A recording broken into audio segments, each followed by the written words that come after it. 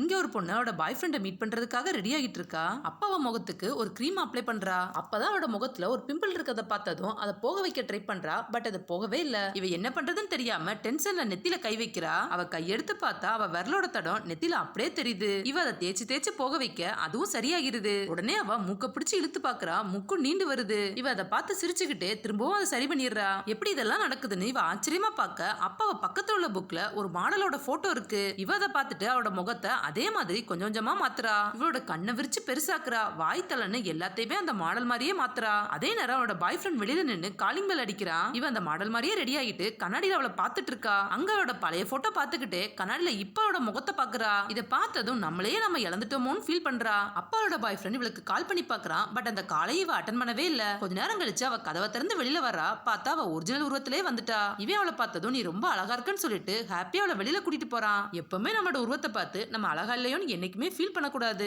Love your self. எல்லாருமே எப்பவுமே அழகுதான்.